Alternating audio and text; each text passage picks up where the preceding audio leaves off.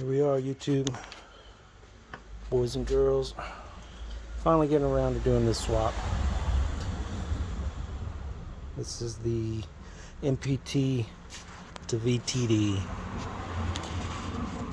I started this yesterday, and let's see, I figured I'd film everything because some of it is obviously implied that you have to get to the transmission. So had to take my exhaust down, put it in there. My car comes with this handy diff plate or diff protector from the factory, so I had to take that off so I could get to the bolts to the drive shaft.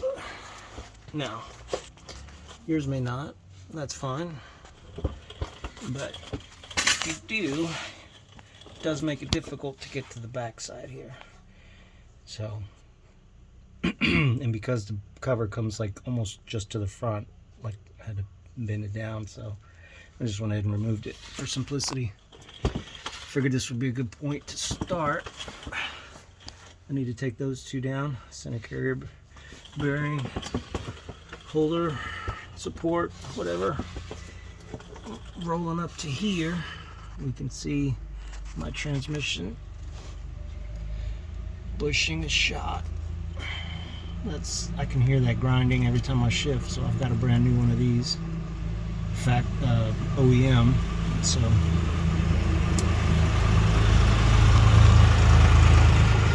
never fails. Let me turn the video on. Here comes every freaking piece of traffic, farm equipment. But I got a new one of these. I can hear it grinding when I shift, so hopefully that'll go away. But as soon as I took the cross member over here, I just kind of let it hang out of the way, so I didn't remove everything. But of course, the transmission, being so long, wants to lean back a little bit, so I just used some wood to kind of brace it up. I don't have a real transmission support jack or anything, but I figured this would be a good starting point. Again, I didn't show every piece, but I have a header up there. I had to drop that because I need to get this off, and obviously the exhaust, coming down through certain places over the drive shaft, it's just a no-brainer. You're gonna have to remove it, which I hate disturbing the exhaust because there's no leaks. But anyhow, so I'm gonna take kind of close here, but I can't really see. I'm gonna take this center bearing support out, and then next one, I don't necessarily need to remove this, but I may just for simplicity, but then I'll pull the drive shaft out. Got a new seal for in there. I'll have to take this off and put that on the new one. This piece of, exhaust support hanger. This had my O2 sensor. Had to remove that so I can drop the O2 out of the cap. But anyhow, let me see. While I'm under here, roll back to the front. Move a couple of things.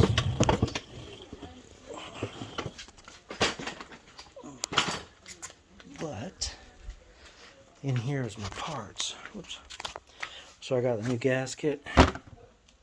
Highly recommend changing that if you're going to split the trans. Don't want to do all this work and then be back under there because you're leaking.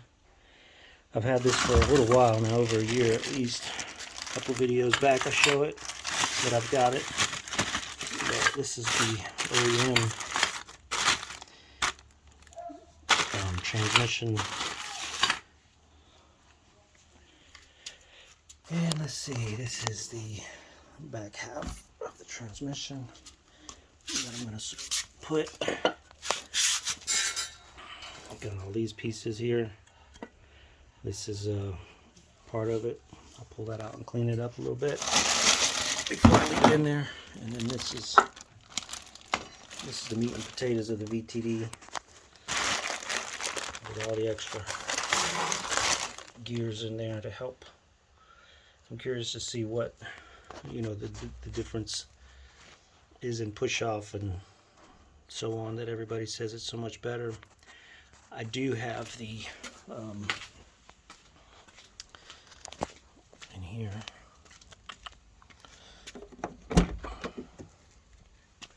I do have my diff lock already, wired up. Goes under here. I found the 2 wires here.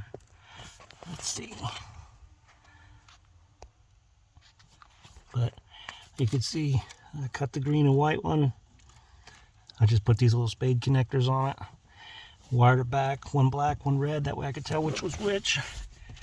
And then came around under here. I can't really pop this off because it's got screws and stuff in there, but 2 different places. One went to a ground bolt that was under here, and then I wired in a little transistor or a resistor, and then the other one went to this switch. So, and then there was power to the switch. So once I energize the switch, or vice versa, it has energy at all times until I grind it out or ground it out. It'll lock the rear, and you can feel, the clunk, and it does put, when I do that, you can feel it push the car. It's not so much front wheel drive bias, so I'm curious the difference of riding around with that locked compared to what this will do, this VTD in there. So anyhow, that's the start of this. I'm going to come back up once I get the transmission broken apart in the back there, and then we'll do some more. I'm going to pause it for now. Alright, pulled back the prop shaft, aka drive shaft, but of course the minute I pulled that out it started leaking a little bit, so I put a little thing under there, and of course it's done. It's already gone on my concrete, so set my drive shaft to the side and then I may start pulling out those 12s and then getting that back part of the transmission off. It's nice because I don't have to disturb the seal of the pan. There, for the most part, the pan ends under part of the transmission body, for the most part, if you want to call it that. And there is some sealant that sits under this back part, but it doesn't depend on, you don't have to totally reseal the back of the pan and all that, so it's kind of good. But yeah, let me start taking these 12s out and keep it moving. Okay, back with an update. This took more than I expected, but because I had the rear end of the car jacked up, it wanted to roll forward, and it was putting pressure on this, binding these teeth and stuff, so I had to jack the front up a little bit with the wheels, slapped it in neutral so I could take some of the tension off, and I can roll the wheels back and forth, hopefully get this thing to spin a little bit. But this is it so far. Man, it's leaked a lot of the fluid too. I tried to keep I had to go up even higher with the jack to get the car up, and now the transmission had to go even higher, otherwise all the fluid was running out. It just kept coming and coming. You could see how much I got in the pan. Then I realized what I'm doing. I'm slowly draining the transmission pan. I'm like, Christ, where's it all coming from? And then it dawned on me how physics works, so now we're good. But this is the old gasket. I'll take that off, and then I will pull this out. I'm gonna leave that that duty seat in there because it's so this transmission on top of the bell housing has a sticker that says remanufactured by Subaru. So I don't know what part or what was remanufactured, but I'm just gonna leave it because that's, in my opinion, it's better I don't know, better quality. Maybe they didn't only touch one part of it, but all this stuff looks pretty good in here to me. See if I can wiggle this thing out. This will have to come out, and then so I can take this basket off. I don't see any kind of teeth cutting. I mean, there's some teeth marks on the edge there, but not really sure what caused all that. Not a big deal, but this needs to come backwards, and that's why it's in neutral, so I can, you know, get this to pop out. But anyhow, at least I got it off now. Gonna go forward with the slapping the new gasket on there, wiping the surface, and then getting that gear out and get the not the MPT, the VTD in there, and come back to this. So slow progress, but we'll see. Might have it all back together tonight, but maybe not everything on the car. We'll see. Here we are, boys and girls. Moving back. All right. I pulled out my MPT. Showed you guys a couple spots there. It had some teeth. You know, in the basket kind of cut in. But this is the VTD. Slapped it in there. You can kind of move that around. Of course, the minute I want to touch it. Oops. Now it spins. It's moving freely. So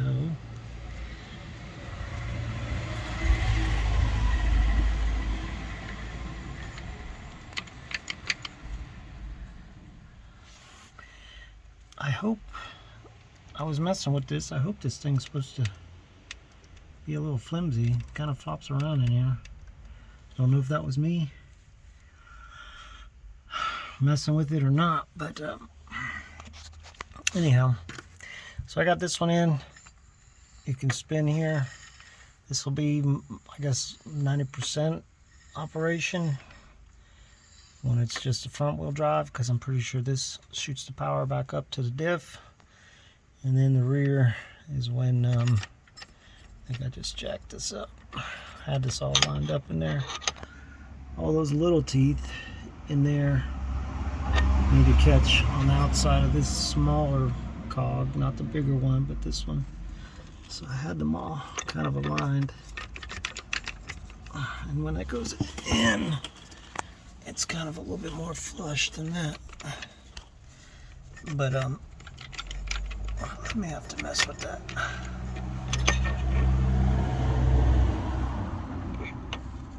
Can't really see in there. Well, they look kind of lined up. But there are a couple of washers in here as well. I would say washers, but then the little what you call it too. You gotta make sure you put those in. I guess everything has to be, you know, the right distance and so on apart. But if they're there, I put it back. Trying to line this up. I'm gonna have to put the camera down to spin this. There we go. There. Now it's kind of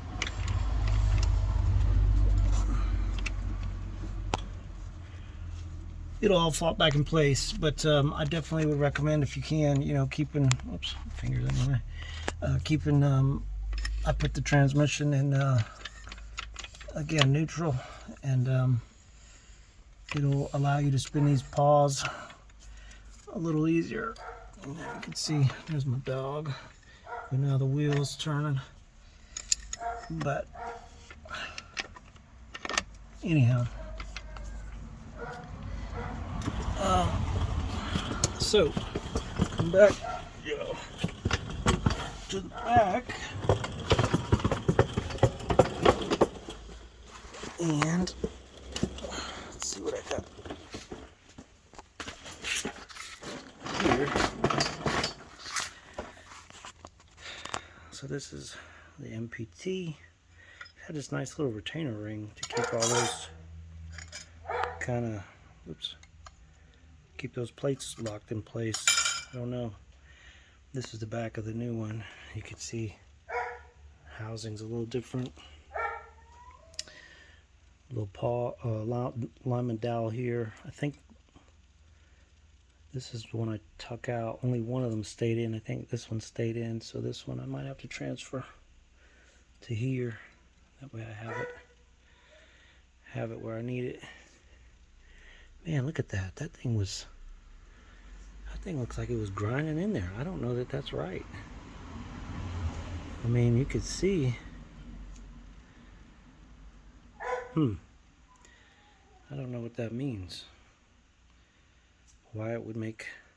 Was it spinning? Spinning around and then grinding into the aluminum. I don't know. This one doesn't have it. And I actually. Shit, I don't know. I don't know if that's a good thing or not. But, in one of these bags here, Subaru parts, kind of, damn, I'll be damned, there it is. Found it right away. This is the one that came when I pulled that out the junkyard car, that diff for the VTD. I went ahead and took this with it, just in case I needed it. It's either never been activated or, I don't know, like that looks like it's got a lot going on. So I may swap these just because I'm here. But I'll pause this for now and make sure I get this back together correctly. Here we go. We're back.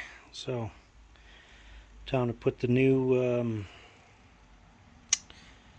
trans mount. Slap my new bushing in there. Put a little grease. Just because it's going to be right next to the drive shaft. I know my dad always slapped a little grease on this inside of the bearing and the seal, but I just made it flush across with this one. Looking at this, so of course this is the old one that has all the things in it, but it's got a good amount of you know, some of these multi-transfer plates in here, but let's see, I don't want to come out, of course. It's been leaking a little, but I was gonna say, looking at, of course, now they want to roll out. Looking at this one, I don't know if somebody had back here, but they kind of chewed up the edges of that where the seal sits, and they it's a little deeper than I put my seal in there, but nonetheless it's on and it'll do. And then looking at some of this, the way this thing is done, the way this basket looks, I decided against putting that little locking thing on here because of the wear marks on the old basket. I'm like, well, if it worked then, I'll leave it. No sense in trying to make it fit. And then also the depth of this clutch basket. I mean, you can kind of see it's pretty. I mean, that's a solid, you know, probably almost 2 inches of basket depth there. This little kind of clutch basket on here. In mine, the other one on the VTD is not anywhere close to that, so I'm like, well, if it was working then, I don't want to fool with it now, so I'll just leave it and let it ride. So I've got the VTD in there. It's all lined up. Just got to put this thing on, move my dowel over, put that seal on. I'm going to go ahead and attach this while I have it out, so it'll be a little easier. Oops, go one and the other, and then I can just smack this whole thing on one piece and then start putting it back together. But I think that's it. I didn't change out that duty C solenoid. I have the old same thing. I know it's working. I can feel it. It's doing what it's supposed to. I mean, I know that doesn't look too cool. I don't really know. Maybe that was the problem as to why it got rebuilt, is that went bad on the other one. But I don't know the other duty C. I'd rather only use it if I needed to. When I pulled it out of this car, this was already in the junkyard, so if I take it out and it doesn't work, I'm right back to, you know, changing this again. And I figured, well, I don't want to do that. So, and then I looked at the back of that other duty C, and it doesn't have any wear marks on it. Like, it doesn't look like it's moved. So I would imagine if this looks all chewed up, that one would too, but that end would look too, but it just looks normal, so I just figured, well, what the hell, I'll just leave it. So, but anyhow, all right, pause this, get it back together, and then come back at you. All right, success. Got it in, got it on. I would highly recommend trying to line up those little plate splines. I put the big piece on, and then I put the little piece, I guess the one that spins when you actually activate, or either activate that switch or that does detect the rear. The second one that turns, part of the MPT, and then I put the housing on. So I just kind of built it one piece, the next piece, and then it's easiest to get this housing over this piece here. It'll kind of center itself once that bearing gets lined up. And I just tapped it on. Got a dead blow hammer, but it's good. Bolt it down. Almost there. Keep moving.